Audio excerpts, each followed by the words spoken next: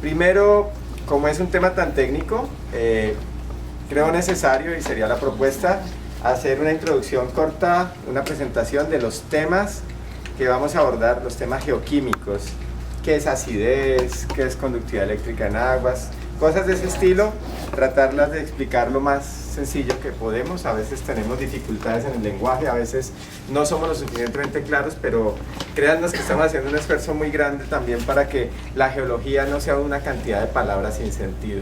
Y lo que la geología y otros temas ambientales se vuelven eso, palabras sin sentido. Palabras que son la palabra del dominador y que sirve para ocultar intenciones, etcétera, etcétera. Entonces, vamos a tratar de traducir todo este lenguaje técnico. Entonces, la primera cosa es proponer, si ustedes consideran viable, que antes de entrar al tema de la colosa, hagamos una conceptualización básica. Bueno, muchas gracias. La segunda cosa tiene que ver con la dinámica de la presentación, y es que una opción es que se vaya preguntando durante la intervención, las intervenciones. Vamos a exponer todos los de Terrae que estamos hoy, no somos todos, hay mucha más gente detrás de todo este proceso y de todos los procesos que abordamos. Somos cerca de 20 profesionales y estudiantes de geociencias o de aspectos geoambientales, y puede ser también que nosotros expongamos para que aseguremos que toda la temática se va a tratar, y que por supuesto luego demos el espacio para todo el debate, las preguntas, las inquietudes. A mí lo que me preocupa es que si las preguntas se van haciendo conforme avanza la presentación, no podamos alcanzar. Entonces, pues yo preferiría que terminemos y que luego sí venga, y va a haber, y creo que tenemos tiempo también, estamos sin afanes, tenemos tiempo para que los que estén interesados, que creo que son todos, o si no, no estarían aquí. Aquí somos los que estamos y estamos los que somos. Entonces lo hagamos de esa manera. Entonces, con la venia de ustedes, vamos a comenzar. No sé, Renzo, si hay algo más que... No. ¿De una vez? Bueno, listo. Agradecer el espacio, agradecer la convocatoria, y bueno, no siendo más, como el tema es un poco largo, y también de antemano disculparnos por... Va a ser un tema denso, va a haber unas cosas que tratar que van a necesitar mucha atención, y de antemano agradecerles esa atención que ustedes muy gentilmente nos van a prestar. Entonces, primero esta parte de los conceptos básicos. Siguiente. A mí me gusta mucho lo que me enseñaron los Embera alguna vez que fui al Chocó, y tiene que ver, y lo expongo siempre incluso en los ámbitos más académicos, con la mejor explicación que yo he visto de los problemas que se relacionan con extraer cosas del subsuelo. Los Embera consideran que en los sitios sagrados, que prácticamente son todo el territorio para ellos, los que todavía no están cooptados, tienen dentro del subsuelo, allá en profundidad, hay espíritus buenos y espíritus malos, que ellos denominan con la palabra Hai. Ellos saben que si se hacen huecos, se van a liberar los espíritus buenos y malos, y los espíritus malos entonces se van a dispersar y van a enfermar a los humanos. Esa es la mejor explicación que yo he escuchado de buena parte de lo que vamos a tratar hoy. Cómo cuando se sacan rocas, líquidos del subsuelo, se generan unos cambios ambientales, fundamentalmente la exposición al aire, es decir, al oxígeno, y al agua, cosa que todos conocemos con el término de intemperie. Exponer a la intemperie las rocas que estaban en unas condiciones donde no hay oxígeno y donde el agua está, digamos que con unas características químicas diferentes, hace que haya unas transformaciones que hoy vamos a abordar, y esas transformaciones liberan especies químicas tóxicas. Y hoy vamos a hablar mucho de una en particular que se llama arsénico. Entonces voy introduciendo algunos nombres y algunos temas. Entonces, sí, yo también rogaría que pongan sus teléfonos en silencio porque nos saca. Yo soy un profesor rechocho con los celulares. Yo creo que si alguien está en una conferencia de estas es porque está interesado. Si hay cosas de más prioridad, pues no sería oportuno que estén acá, pero yo voy a rogar, voy a solicitar que al menos nos pongan en silencio para que los ruiditos no nos saquen de la sobre todo, como soy tan chismoso, entonces me salgo, me disperso. Bueno, entonces acá tenemos unas fotos, el páramo de Chingaza, que nos da agua a los que vivimos en Bogotá, o sea, a los bogotanos. Entre el 70 y el 90% del agua de Bogotá proviene de este páramo. Y lo tenemos acá, una foto, una caída de agua muy cristalina. Agua cristalina comienza a tener una implicación geoquímica. Y acá tenemos un páramo afectado por minería de carbón, el páramo de Pisba, con un curso de agua que también es transparente pero no es cristalino. Un curso de agua que se parece de alguna manera en el color al agua de panela, y se parece porque tiene hierro que está disuelto. Los de mi generación y los más viejos que yo saben que cuando las cosas no era de comprar cuando algo se dañaba, sino intentar reparar, uno podía despegar la tuerca del tornillo que estaba pegada por la precipitación de óxido de hierro, podía disolver el óxido de hierro echándole una solución ácida. La solución ácida que se conseguía y se sigue consiguiendo en cualquier lugar, era una gaseosa, en particular la Coca-Cola que es muy ácida. Entonces se echaba la tuerca y el tornillo, se disolvía, no desaparecía el óxido, no es que el óxido desapareciera, el óxido se disolvía en esa solución ácida, y entonces al otro día sacaba uno y podía despegar la tuerca y el tornillo. Y cualquiera puede hacer la prueba de coger un alambre oxidado que estaba sometido a la intemperie y que se oxidó, y echarlo en Coca-Cola y ver cómo el óxido había desaparecido. Entonces, si tenemos que nuestra solución ácida no es la Coca-Cola, que es oscura, sino, no sé si todavía existe la limonada Postobón, muy probablemente si uno echa en una solución ácida que sea transparente, al otro día el óxido de hierro que se ha disuelto va a haber teñido la solución ácida y vamos a tener una solución ácida de este color. Entonces, ¿qué es lo que sucede con la acidez? Y ya vamos a ver qué es esto de acidez. Que disuelve metales. Y todos los que hemos hecho la prueba de echar tuercas y tornillos, alambres, puntillas oxidadas a la Coca-Cola, sabemos que se disuelve el ácido. Entonces ese es un tema fundamental. Y vamos a ver entonces un poco más técnicamente, pero de la manera clara que podamos. Siguiente, ¿qué es esto? Entonces vamos a hablar de acidez, pero también de lo contrario, que es alcalinidad, que es el pH, el potencial de hidrógeno. Vamos a hablar de las condiciones variables en ciertos ambientes de oxidación, de oxígeno o ausencia de oxígeno. El potencial de oxidación-reducción o potencial redox. Y vamos a hablar de conductividad eléctrica. Siguiente. Entonces, el pH. Todo el tiempo estamos en interacciones con pH. Todo el tiempo estamos en interacciones en la vida diaria con cosas ácidas o con cosas alcalinas. Hay una posibilidad también de medir esas cosas, y el pH, ese potencial de hidrógeno, tiene una escala. La orina depende mucho de la dieta, pero la orina suele ser un poco alcalina. El sudor tiene sales, es un poco alcalino. El agua lluvia, que desde un punto de vista ambiental marca la neutralidad de pHs, el agua lluvia es levemente ácida. Es decir, desde una perspectiva química podemos tener que en 7 está la neutralidad, pero desde un punto de vista ambiental, si vivimos en una zona húmeda, la neutralidad está desmarcada por el agua lluvia. No pasa nada con la piel, así le caiga toda el agua lluvia que quiera, y el agua lluvia es levemente ácida, y se acidificó porque la atmósfera tiene un ácido carbónico. Entonces el paso del agua a través de la atmósfera cuando cae genera cierta acidificación, pero es una acidez leve, está en los alrededores de 6, 5, 5, 6.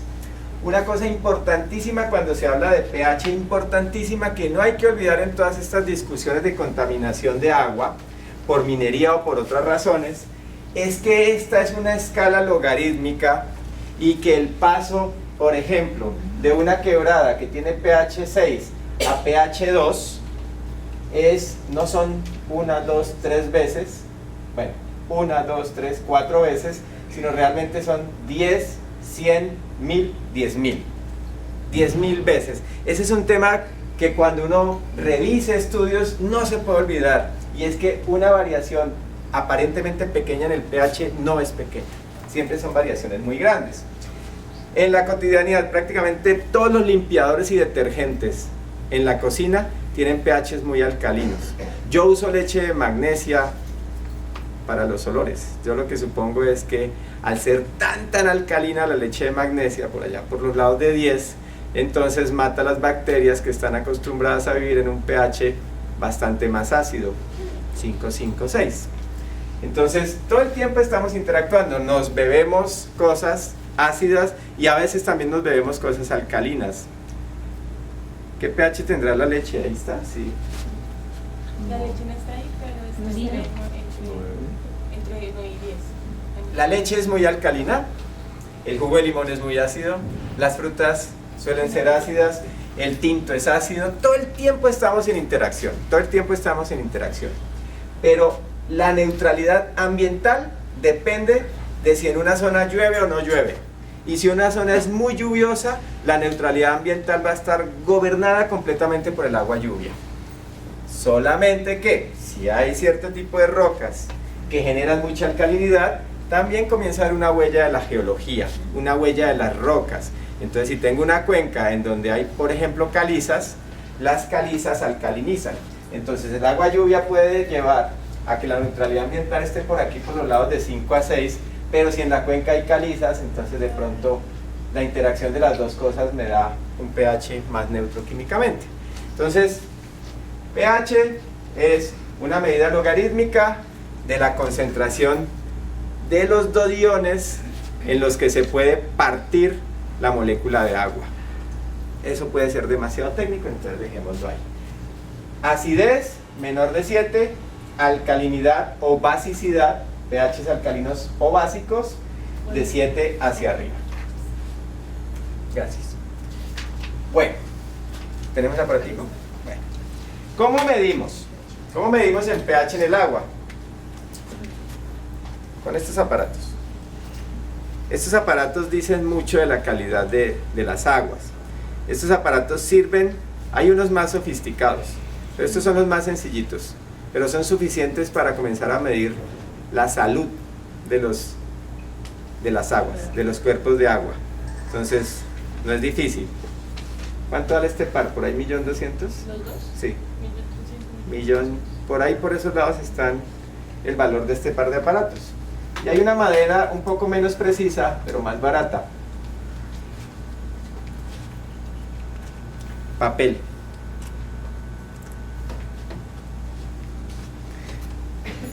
Papel indicador de pH. Maestro, su saliva. Sí, por favor. Sí, póngaselo ahí, la lengua. No me envenena. No, señor.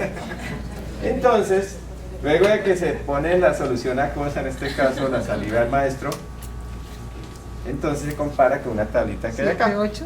Entonces, está como está cercano a 6.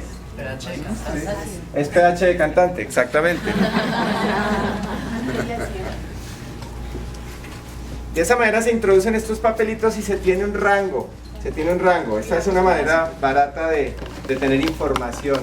Y esto también es una discusión, y esto también es un debate, y esto también es un diálogo de información. Erika tiene ahí ácido, y ella va a hacer ahorita la prueba, y ahorita les muestra.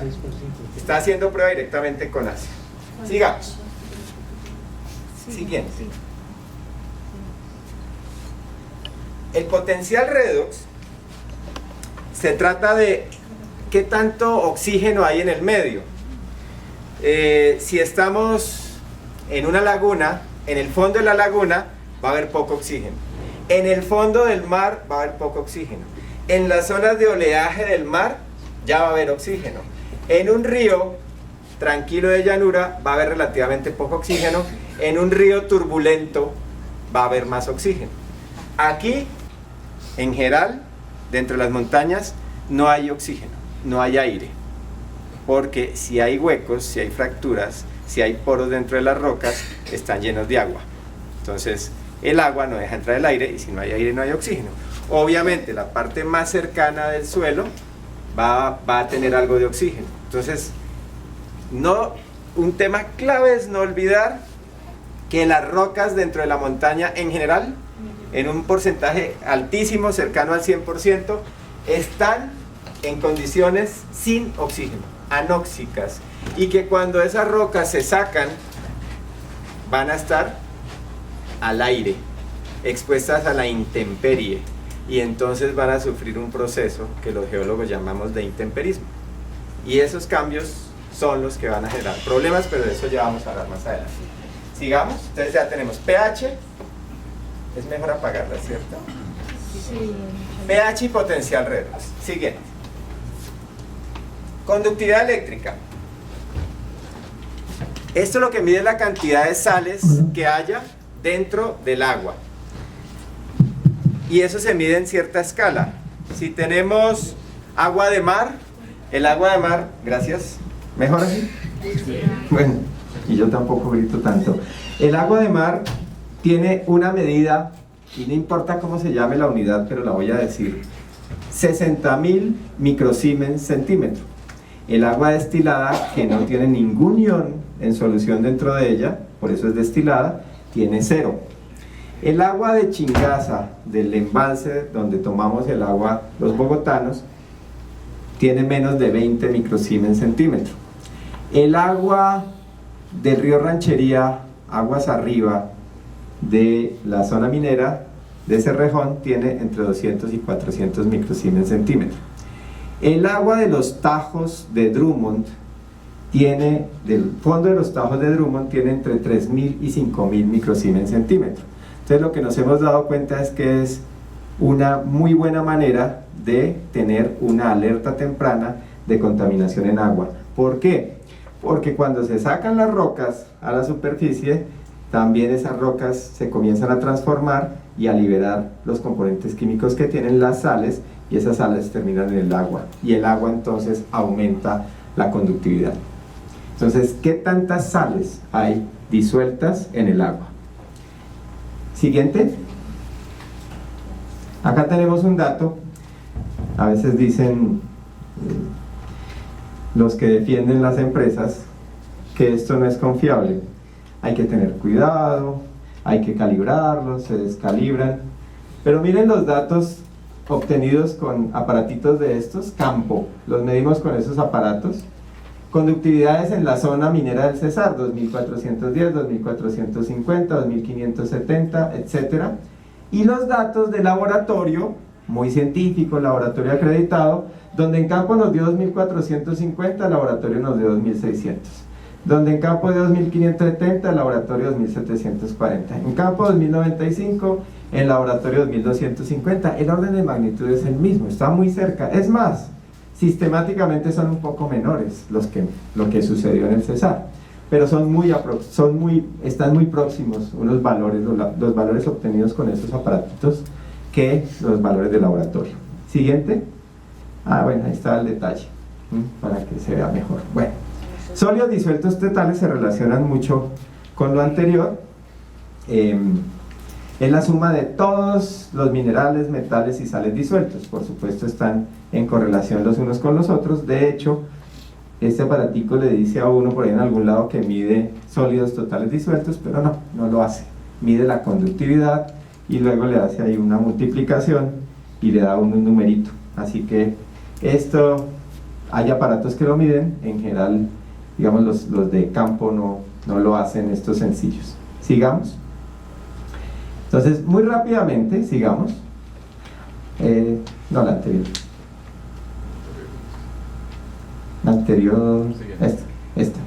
Entonces, muy rápidamente, esto se ve muy complejo, pero aquí en esta escala está qué tan oxidante o qué tan falto de oxígeno es un ambiente natural, y en esta escala están los pHs. Y cada especie química tiene una zona de equilibrio. Por ejemplo, la puntilla, el hierro que está ahí pegado, hierro más 2 en general, ese hierro se echa a la solución ácida y entonces ¡prum!, se manda para acá y va a cambiar su estrés. Bueno, hierro más 3, listo. Entonces va a cambiar el medio y se va a mover la manera en que está el hierro de un lado a otro. Y es bien importante, y aquí hago la introducción de un nombrecito, pirita, de eso vamos a hablar mucho hoy. Sulfuro de hierro. La pirita está en equilibrio por aquí, pero cuando la solución se hace ácida, y además se hace ácida por ella, entonces deja de ser pirita, y el azufre que estaba con hierro en esta forma pasa a ser ácido sulfúrico. Siguiente. Hay relaciones, siguiente, hay relaciones entre la conductividad y los sólidos disueltos totales, mientras no se midan con un aparato que realmente está midiendo esto.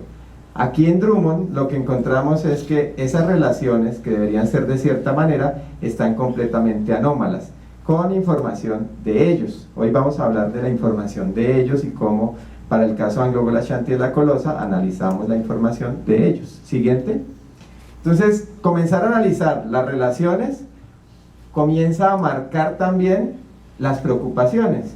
Entonces, todo debería estar, la relación entre conductividad y sólidos totales disueltos debería estar entre estas dos líneas negras, pero más del 50% de los datos, en el caso de Drummond, en este caso cerca del 70% de los datos estaban fuera. Algo está sucediendo. ¿De dónde salen estos datos? De ir a revisar los expedientes a la ANLA, a la Autoridad Nacional de Licencias Ambientales. Entonces, ellos, ¿qué es lo que hacen? Reciben los datos que le envía la minera y ponen un chulito, pero no se ponen a hacer análisis. Nunca analizan, nunca. Nosotros hemos ya evaluado decenas de estudios de impacto ambiental de los proyectos más grandes de este país y jamás hay nadie que esté revisando. Entonces, usted les puede decir que está contaminando terriblemente el caso de Putumayo, y vamos a ver hoy qué es lo que pasa con Anglo-Gol-Ashanti en este caso. Y le remiten la información y ellos simplemente hacen así. Eso no es responsable. Siguiente. Bueno, acá tenemos el río Ranchería, más de lo mismo, un río completamente anómalo en sus datos, que no le ha llamado la atención a nadie porque no se pueden hacer este trabajo, que es un trabajo tedioso. Siguiente. Sigamos, esto es para petrolera. En petróleo, si es un derrame de petróleo, este ya no sirve mucho, porque el petróleo no se mezcla con el agua. Pero bueno, hoy no vamos a hablar de petróleo. Hidrólisis, yo creo que esto sí, yo lo voy a dejar ahí. Hasta aquí voy a hacer la introducción y ya pasemos al tema de la colosa.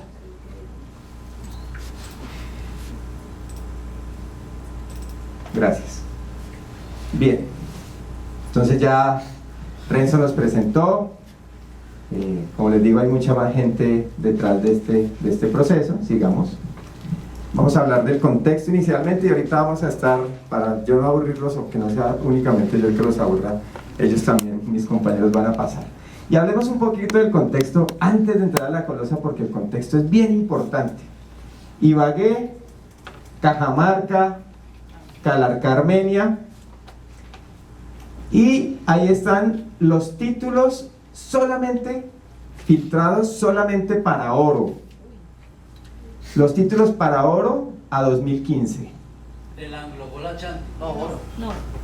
Oro, ya voy para allá. Siguiente. Títulos de Anglo-Gol-Ashanti. Ahí están los títulos de Anglo-Gol-Ashanti. ¿Qué más hay acá? Nos devolvemos una, por favor. La Reserva Forestal Central, de ley segunda, en este verde, y unos páramos que fueron los definidos por el Instituto von Humboldt en 2012. Y estos, como no han sido acogidos, entonces al parecer no existen. Hay una diferencia entre áreas protegidas y ecosistemas estratégicos. Las áreas protegidas es una decisión política, técnica, es una decisión administrativa. Los ecosistemas estratégicos, los ecosistemas naturales no necesitan definición. El páramo está ahí, así no lo hayamos acogido. Entonces, si no hay resolución, no hay páramo, y así se están manejando las cosas. Si no hay resolución, no hay humedal; si no hay resolución, no hay páramo. Y ya el Humboldt tiene estos estudios. Sigamos, entonces. Estos son los de Anglo-Gol Ashanti. Miren la superposición con páramos, y pues por supuesto con ley segunda. Siguiente.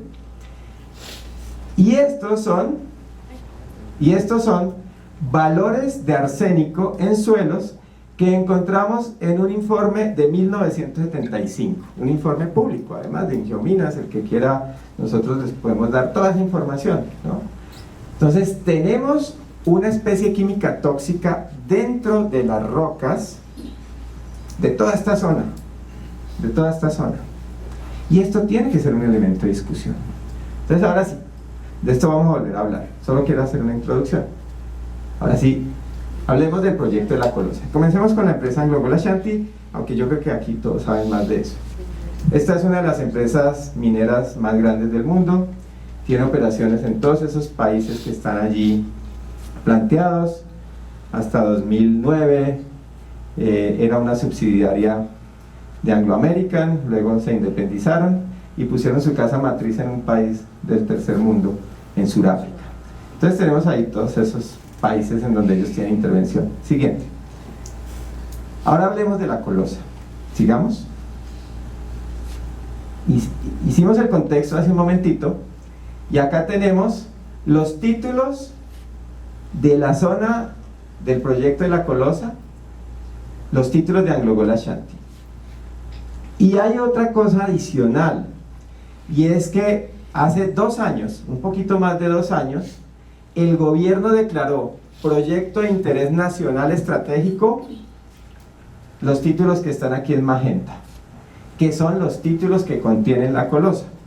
A mí me extrañó un poco ver la rendición de cuentas de la Agencia Nacional Minera este año, y es que no ponen el nombre de la Colosa, sino que ponen el nombre de los títulos. Los títulos, estos títulos que están ahí, son proyectos de interés nacional estratégico, y eso tiene una implicación muy fuerte, porque hay toda una reglamentación aparte, una reglamentación que flexibiliza, una reglamentación que además deja en cabeza del gobierno central todas las decisiones ambientales, todas las decisiones mineras, todas las decisiones que giren alrededor de PINE, de los proyectos de interés nacional y estratégico, las toma el gobierno central.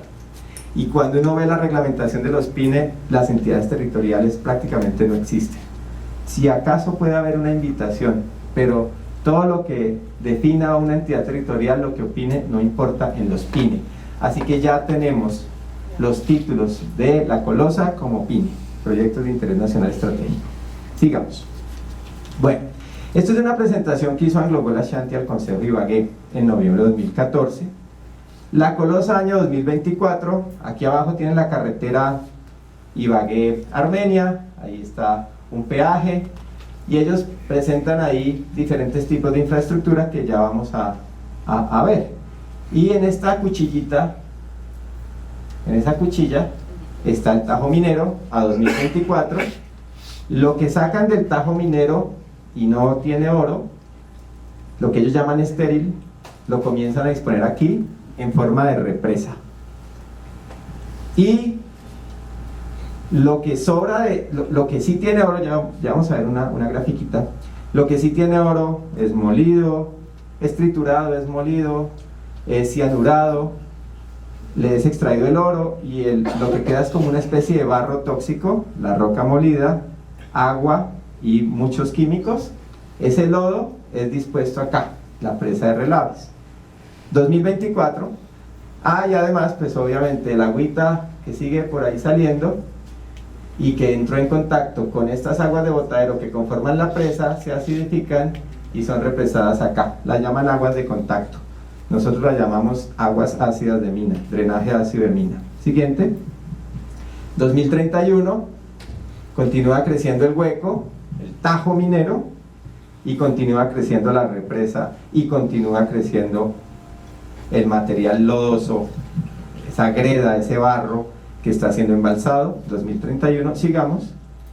2045,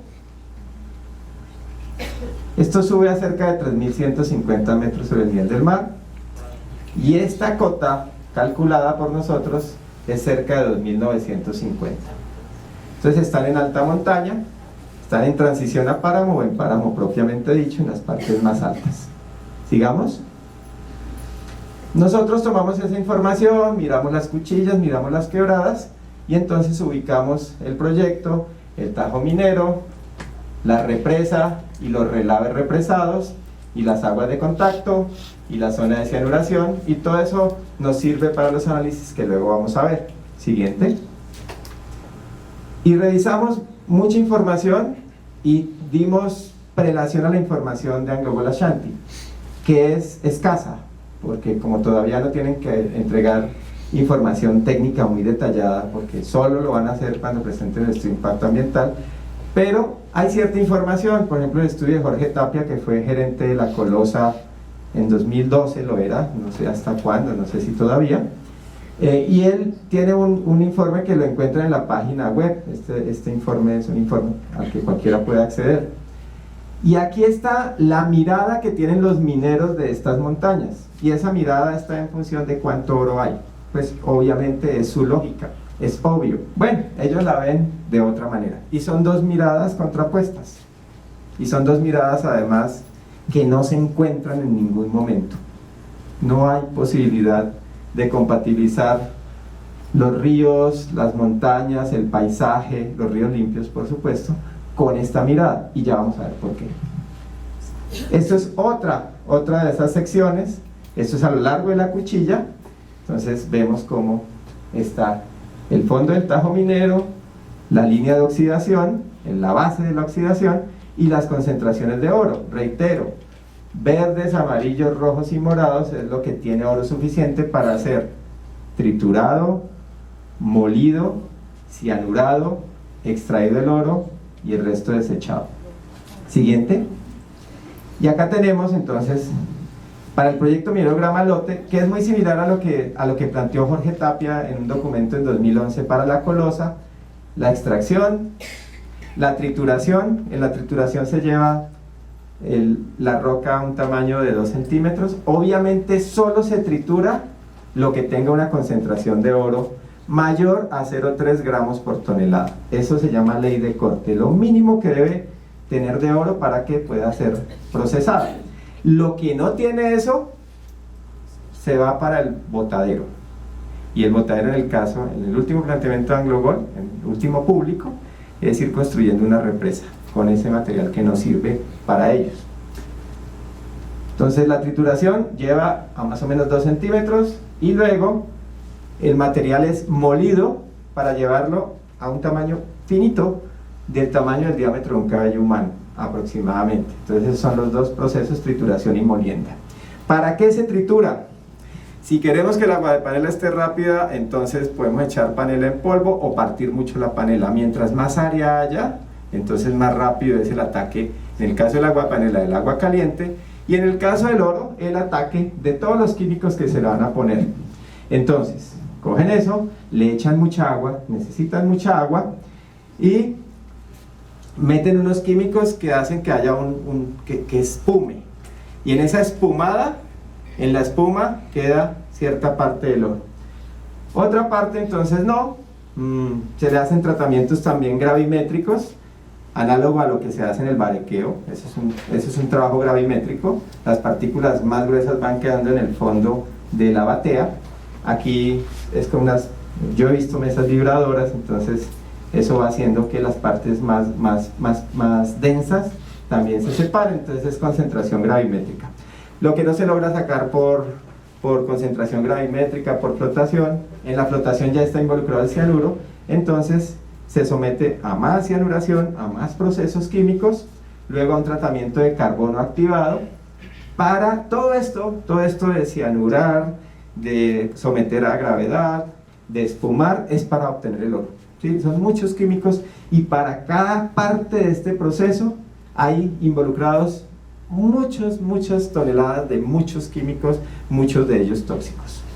El cianuro, pero no solamente el cianuro, hay muchos otros tóxicos que están involucrados en este proceso. Al final, entonces, ellos obtienen lo que quieren, el oro. Listo, el oro, esto es todo lo que quieren, vienen por esto, por el oro. A nosotros nos queda esto, el residuo. Entonces el residuo, dos tipos de residuo, sigamos. Los secos de la dinamita, doctor Fierro. Ya vamos a hablar del aire, sí, del aire se va a hablar, de la emisión de particulados. Entonces, y vamos a hablar además de los estimados de ANFO,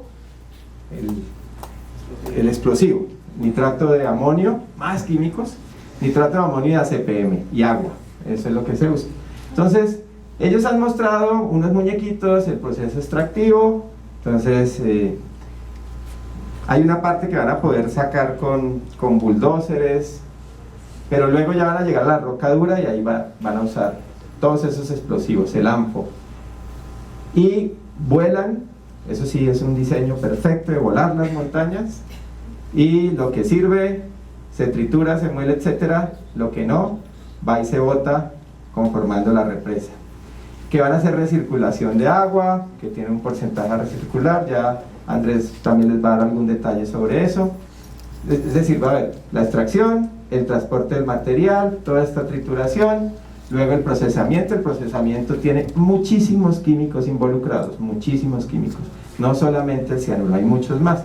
Y hay una recirculación de agua, pero siguiente, en cada proceso hay contaminación de aire o de agua, de aire y de agua.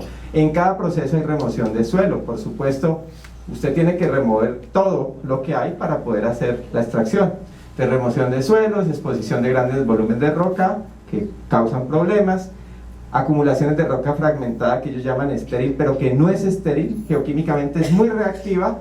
Aquí en el proceso cianuros y se genera lodo tóxico que lo llaman relave o cola, y en la recirculación de agua, esa agua por supuesto va a ser sometida a una altísima contaminación. Sigamos. Entonces acá tenemos los dos tipos de residuos, sin hablar, pero luego lo vamos a abordar, del aire que también recibe nuestra contaminación. Pero desde el punto de vista de agua y sólido, todavía no de aire, lo que tenemos son dos tipos principales de residuos. Los relaves, el lodo tóxico sobrante del proceso de la cianuración del beneficio, un barrial muy tóxico, muy lleno de químicos, y la roca que no tiene oro suficiente o no tiene nada, pero que está lleno de un mineralito que se llama pirita.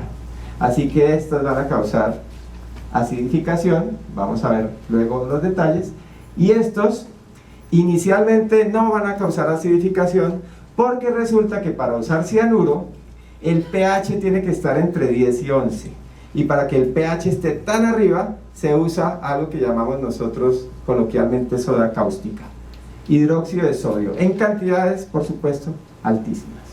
Entonces esto está inicialmente alcalino, pero con el tiempo, como también tiene pirita y sulfuros, con el tiempo ellos comienzan a generar también reacción ácida. Entonces, la reacción ácida va a generar que metales pesados migren. No solamente la acidez disuelve el hierro, la Coca-Cola, el tornillo, la puntilla, no. Disuelve también mercurio, cromo, cadmio, plomo, zinc, etcétera, etcétera. Disuelve metales que son tóxicos. Entonces, aquí tenemos los dos tipos de residuos. Siguiente. Como les digo, nosotros nos basamos mucho en la información escasa, pero hay alguna información de ellos. Ahí dice que el oro está asociado a los sulfuros, azufre, se van a oxidar, van a generar ácido sulfúrico, que esos valores de azufre son altos. ¿Por qué digo que son altos? 2,5% de azufre, en otros reportes 1 al 7% de pirita, sulfuro de hierro. El oro está en menos de una parte por millón. Es decir, el oro está en menos de 1 gramo por tonelada la concentración. 1 tonelada son 1 millón de gramos. Si la pirita está en el orden del 1%, tomando el rango bajo que ellos han publicado alguna vez, una centésima parte, una tonelada son 1000 kilos, es decir, el 1% de una tonelada en kilos son 10 kilogramos. Es decir, por cada tonelada hay menos de 1 gramo de oro, de roca, y por cada tonelada hay 10 kilogramos de pirita. Y ese es el problema. Ellos están concentrados en el oro y nosotros estamos concentrados en la pirita, porque es que la pirita va a generar acidez. La acidez ya va a ser todo un desastre ambiental. Que se acidifique una quebrada, ya un desastre ambiental, porque los seres que viven dentro del agua son muy sensibles a los cambios de pH. Y además de eso, la acidez va a hacer que los metales pesados se disuelvan y viajen y se dispersen. Los envera. El espíritu malo, entonces no decimos espíritu malo, especie química tóxica, sale al ambiente, se libera y enferma. Y además está el hecho, Anglo Ashanti 2012, de que el yacimiento tiene arsénico. En 1975 se detectó que todas las rocas de los alrededores tienen arsénico, y el arsénico está ya guardadito, quietico, pero cuando se saca y se expone al aire, al oxígeno del aire, ya no está quietico, se va a dispersar, y ya vamos a ver datos al respecto. Siguiente. Bueno, más datos, muchos datos de AngloGold, sigamos, muchos datos de AngloGold, pero como no son suficientes, toca hacer extrapolaciones con otros proyectos mineros como el de Gramalote, como el de Marmato, como el de Greystar, para tener al menos un rango de los desechos. Millones de toneladas. Elena, ¿dónde está Elena? Elena, la ballena azul pesa, ¿cuántas toneladas? ¿30? 40 toneladas. Este M-ton son millones de toneladas. La verdad es muy difícil poderlo explicar. Es muy difícil que nos quepa en la cabeza qué es 1 millón de toneladas. Y no estamos hablando de 1 millón de toneladas, estamos hablando de que los desechos mineros de la Colosa, por bajo que sea el rango que hayamos, con información de ellos y de otras empresas mineras, es de 1.257 millones de toneladas. Y eso es inconmensurable. No hay posibilidad. Bogotá, los bogotanos generamos 6.000 toneladas de basura al día. 6.000. Aquí estamos hablando de que un proyecto minero en 25 años o 30 años va a generar 1.257 millones de toneladas. ¿Cuánto genera Ibagué de basura al día? ¿Alguien sabe?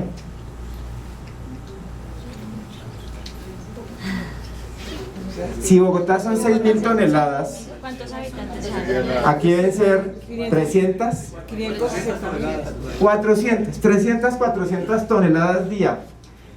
Al año, si fueran 400 toneladas día, al año son... De hecho, si ustedes continúan haciendo esas cuentas, y esa cuenta es bien interesante, miren a ver cuántos años necesitan los ibaguereños a la tasa de generación de basuras de hoy para llegar a 1.257 millones de toneladas. Y les va a dar siglos. Y ahí ustedes van a comenzar a entender este número. A mí no me cabe en la cabeza. Toca compararlo con la generación. Un solo proyecto minero, uno de estos de minería de oro a gran escala, genera más tonelaje de residuos. Y no son los mismos, ¿no? No son los mismos, por supuesto. Los residuos que nosotros generamos son la cáscara del plátano, la cáscara del huevo, bueno, otra cantidad de cosas, son muy diferentes. Estoy hablando del tonelaje, y no sé por qué no les gusta, no sé por qué se molestan cuando uno le pide a la ciudadanía que se imagine cuánto es 1.000 millones de toneladas. Claro que es válido, que son diferentes, pero por supuesto que son diferentes. Por supuesto, esta contaminación es más química, la que nosotros generamos suele ser más orgánica. Pero es contaminación y son toneladas de residuos. Entonces, si alguien quiere acercarse a este dato, esta presentación queda para ustedes. Si alguien quiere acercarse a este dato, averigüe cuánto genera su municipio de basura al día. Con eso hacen la cuenta de cuánto genera al año, y con eso hacen la cuenta de las centenas de años que tiene que generar Cajamarca basura para llegar a este tonelaje. Es inconmensurable, gigantesca la generación de desechos. Y los rangos el total en 25, 30, 35 años, lo que vayan a durar, mínimo esto, y el rango de desechos por gramo de oro está entre 1,66 y 5,43 toneladas. Por 1 gramo de oro, entre 1,6 y 5,4 toneladas de desechos rocosos. ANFO, 166 millones de toneladas a 544 millones de toneladas. ¿Por gramo de oro? No, es el total. 160, mínimo 166 millones de toneladas de ANFO. Millones de toneladas. ¿Cómo se pretende que con estos datos, usando el nitrato de amonio que hay que usar para obtener 166 millones de toneladas, se diga que estos proyectos se pueden manejar sin impacto ambiental? No se puede. No se puede. Sigamos.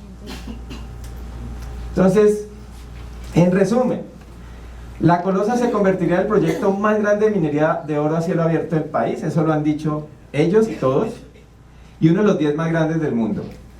Tajo de hasta 650 metros de profundidad, remoción y desechos de roca que puede alcanzar 4.120 millones de toneladas, uso de inconmensurables cantidades de tóxico que incluyen más de 500 millones de toneladas de ANFO y cientos de miles de toneladas de cianuro. Estamos hablando de rangos, y si son rangos, pues lo que necesitamos es que sea la empresa la que dé la precisión. Se configurarían dos tipos de desechos de roca, botaderos y relaves. Los botaderos generarían millones de toneladas de ácido sulfúrico, ya eso lo vamos a abordar más detalladamente.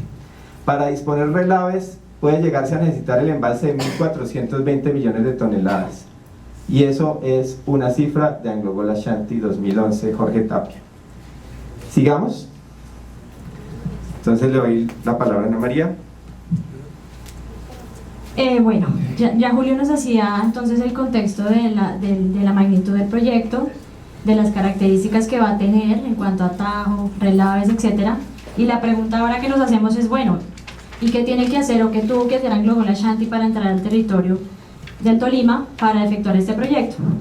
Veíamos que el título minero otorgado para el proyecto La Colosa está dentro del área de reserva forestal central, por tanto su objetivo es de preservación. Entonces, ¿qué hacen estas empresas para poder entrar a este territorio para hacer su actividad? Hacen una solicitud al Ministerio de Ambiente para que se sustraiga esa reserva forestal que fue otorgada o definida mediante ley segunda. Eso es simplemente un trámite administrativo. Lo hizo Anglo Gold Ashanti en el año 2009 y el ministerio se la otorgó, es decir, se pierde esa característica o esa connotación de conservación en esa área donde se va a desarrollar el proyecto. Pero ¿qué pasó con esta sustracción del área de reserva? Es que tuvo muchos inconvenientes y muchas instituciones del Estado se pronunciaron respecto a la manera en que el ministerio otorgó esta sustracción. Y muchas entidades, Contraloría, Procuraduría, la misma Cortolima, pues emitieron sus respectivos actos administrativos donde se le suspende la actividad Anglo Gold Ashanti en el año 2009 porque no ha realizado el trámite de la sustracción. Entonces, esta empresa vulnera la ley, se mete en un área con objeto de conservación, le hacen unos requerimientos, se le abren unos procesos ambientales sancionatorios y todo, digamos, queda en el papel. Para poder ellos entrar de manera legal, ya con el impacto hecho porque entraron y vulneraron el área, perforaron, etc., solicitan estos permisos y se otorgan, si quieres pasas Andrés, por favor, se otorgan mediante resolución 814 de 2009, que tuvo también otra particularidad y la voy a explicar a continuación. Cuando se solicita el área de sustracción o cuando hablamos de área, pues uno piensa en un área continua, un polígono, ¿cierto?, que corresponde al polígono magenta, es el que se presenta como título minero para el proyecto La Colosa. Pero el ministerio, y eso fue parte de lo que se pronunció la Contraloría, de que llamaba la atención que el área no es continua, sino es la suma de todos los puntos amarillos que vemos ahí. ¿Qué son los puntos amarillos? Es toda la infraestructura minera, que es la infraestructura minera, las plataformas de perforación, los pozos, las vías de acceso, los campamentos para la gente que trabaja allí, los helipuertos.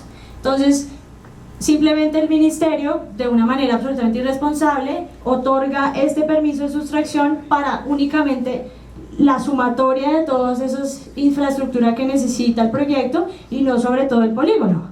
¿Y por qué les explico esto? Porque igual va a haber impacto en toda el área, porque se tienen que movilizar. Entonces finalmente en la práctica la afectación es de los 515 hectáreas, que es ese polígono magenta, y no sobre los puntos amarillos. Entonces esa es una de las irregularidades que, a pesar de que la Procuraduría, Contraloría, etcétera, se pronunciaron, pues al Ministerio creo que lo vio absolutamente.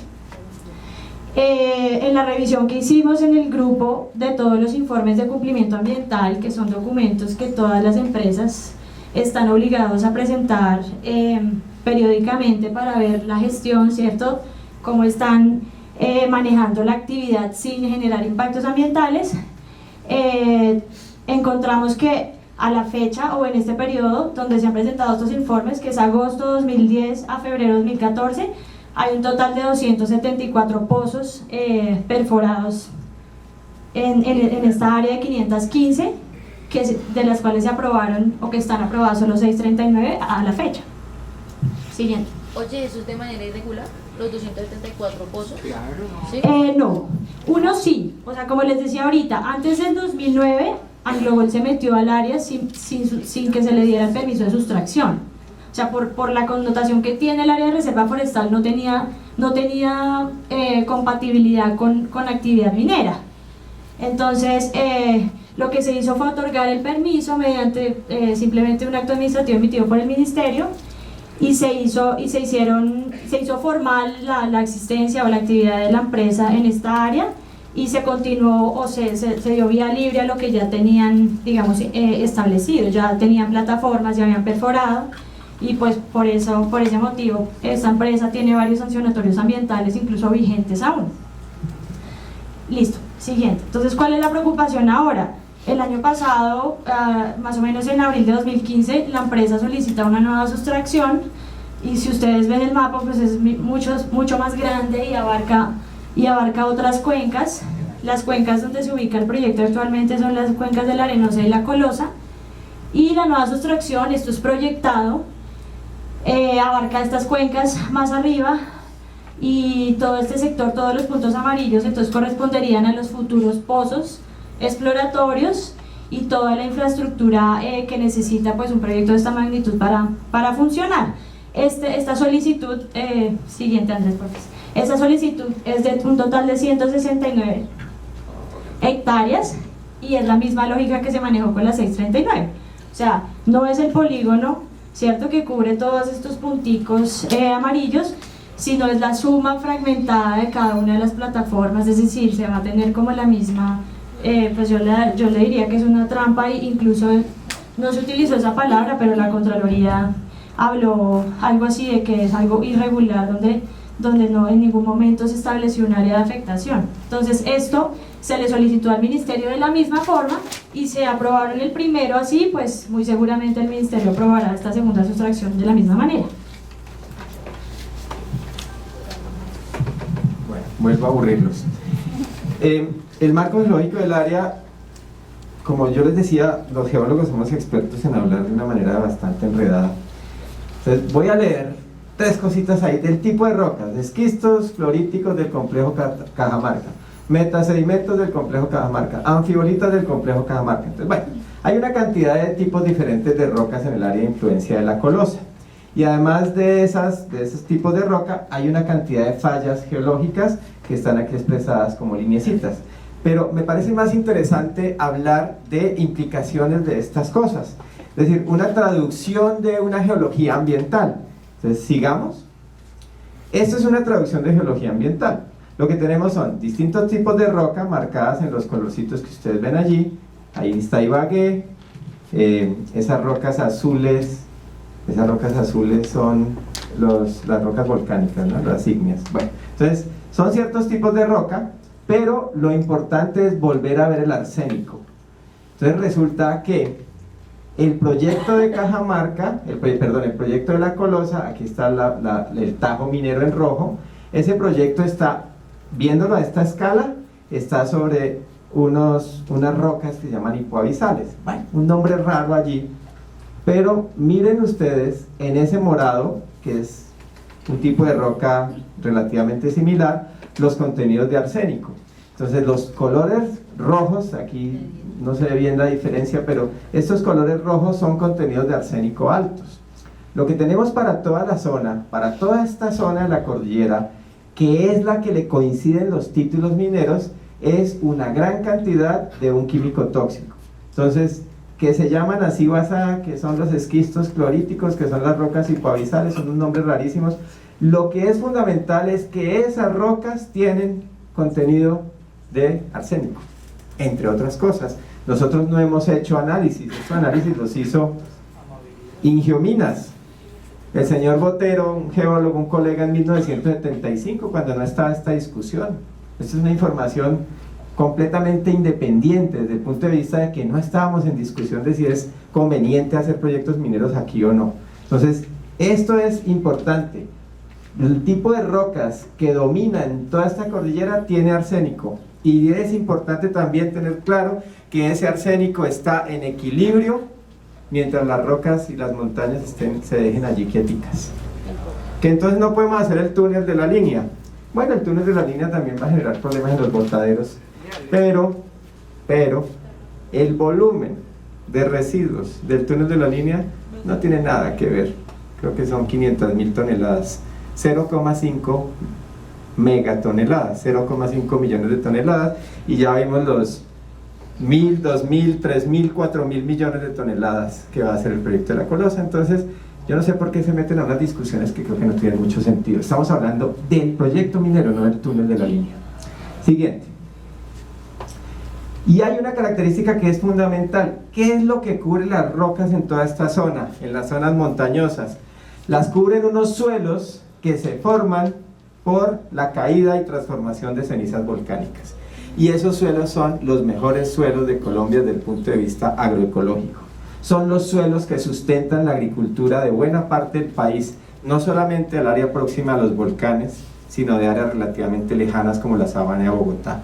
Todos los suelos negros de la sabana de Bogotá, que son de los mejores suelos agroecológicamente hablando del país, se deben a la caída de cenizas volcánicas. Por algo los seres humanos históricamente nos asentamos cerca de los volcanes, porque los volcanes dan comida. Uno puede ver el volcán desde diferentes perspectivas. Entonces, que va a hacer erupción y vamos a morir todos, o va a hacer erupción y va a afectarse no sé qué cosas. Nutrientes que salen, esa es la otra mirada. Nutrientes y nutrientes que salen de los volcanes. Nutrientes y nutrientes que son los que permiten la vida, salen en buena parte de los volcanes.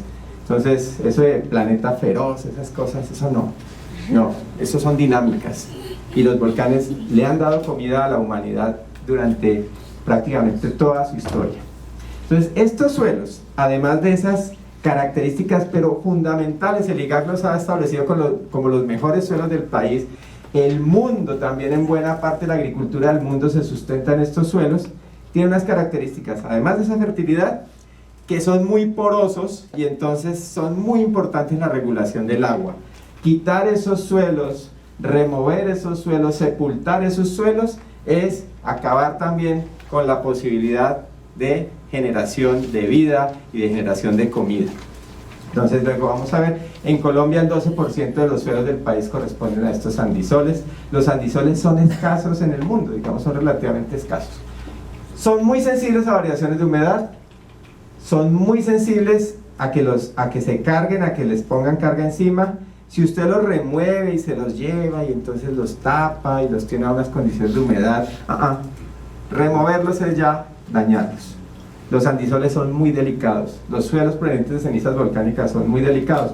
Que lo digan los del aeropuerto de Palestina, que cogieron esos suelos para emparejar la cuchilla y se les cayeron todos los terraplenes que hicieron. Sigamos.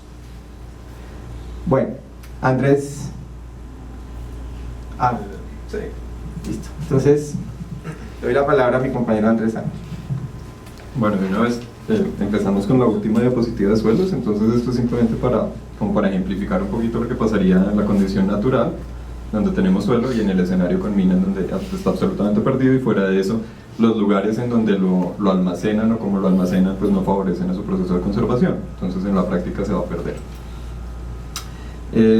Si están deprimidos, pues yo vengo a dañarles el día un poquito más, porque voy a hablar de agua, de lo que nos mantiene vivos a todos. Y bueno, entonces vamos a hablar de hidrogeología específicamente. No vamos a hablar solo de aguas superficiales, sino de la hidrogeología, que es la rama de las geociencias, de lo que nosotros estudiamos, que estudia el comportamiento del agua, no solo en superficie, sino del agua subterránea, que en buena parte soporta todo el agua que nosotros nos tomamos de las quebradas y de los ríos. Tiene mucho que ver con el contexto geológico, depende mucho de las rocas que estén en el área, y como ya les dije, estudia el ciclo hidrológico en su totalidad, haciendo la relación que existe o describiendo la relación que existe entre el agua superficial y el agua subterránea. ¿Cómo se hace? Pues mediante estudios.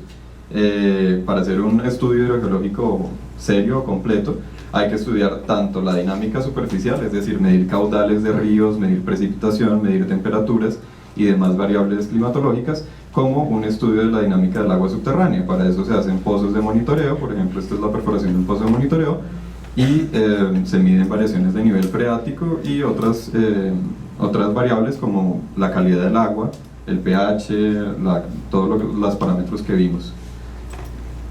Este sería como un modelo hidrogeológico conceptual. Entonces, pues simplemente para decirles que se necesita el concurso de muchas disciplinas para hacer un modelo hidrogeológico completo, de la geomorfología, que es la rama que estudia las formas del terreno, cómo se producen, la geología, pues los materiales y los procesos, la hidrogeología en sí, que es el movimiento del agua en el subsuelo, y la hidrología, que es la descripción cuantitativa del movimiento del agua tanto en subsuelo como en superficie. Y se llega al final de todo este estudio a algo que es más o menos esto.